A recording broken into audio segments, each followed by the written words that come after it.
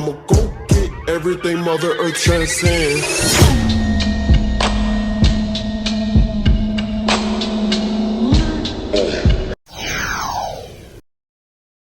Suatu ketika di depan rumah ada sebuah tempat sampah yang terbuka. Gerombolan lalat napak terbang, berpesta di atas tempat sampah tersebut. Namun ada seekor lalat yang melihat pintu rumah terbuka lebar.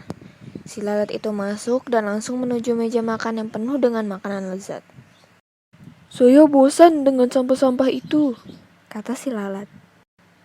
"Ini saatnya aku menikmati makanan segar," lanjut katanya. Setelah kenyang, si lalat bergegas pergi keluar dan terbang menuju pintu kaca saat dia masuk tadi. Namun ternyata pintu kaca itu telah tertutup rapat.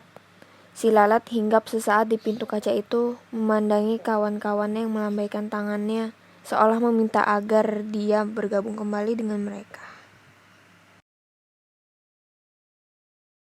Si lalat pun terbang di sekitar kaca, sesekali melompat dan menerjang kaca itu. Dengan tak kenal menyerah, si lalat terus mencoba keluar dari pintu kaca. Lalat itu merayap mengelilingi kaca dari atas ke bawah, kiri ke kanan, bolak-balik demikian terus berulang-ulang. Hingga pada akhirnya nampak lalat itu terulai lemas dan terkapar di lantai. Tak jauh dari tempat itu, ada segerombolan semut merah yang sedang mencari makan. Dan ketika menjumpai lalat tak berdaya itu, serentak mereka mengumuninya dan beramai-ramai menggigit semut itu hingga mati.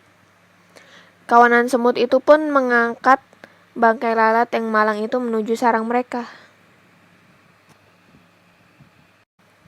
Di dalam perjalanan, seekor semut kecil bertanya kepada rekannya yang lebih tua. "Ada apa dengan lalat ini, Pak? Mengapa dia sekarat?" Lalu semut yang lebih tua menjawab, "Oh, itu sering terjadi. Ada saja ya lalat yang mati sia-sia seperti ini. Sebenarnya mereka ini telah berusaha. Dia sungguh-sungguh telah berjuang keras berusaha keluar dari pintu kaca. Namun ketika tidak menemukan jalan keluar, dia frustasi dan kelelahan. Hingga akhirnya jatuh sekarat dan menjadi menu makan malam kita." Semut itu manggut-manggut dan masih penasaran dan bertanya lagi. "Aku masih tidak mengerti. Bukannya lalat itu sudah berusaha keras, kenapa tidak berhasil?" Aku berjalan dan memanggul bangkai lalat. Semut tua itu menjawab, "Lalat itu adalah seorang yang tak kenal menyerah dan telah mencoba berulang kali, hanya saja dia melakukannya dengan cara-cara yang sama." Semut tua itu memerintahkan rekan-rekannya untuk berhenti sejenak, seraya melanjutkan perkataannya namun kali ini dengan nada dan mimik yang serius.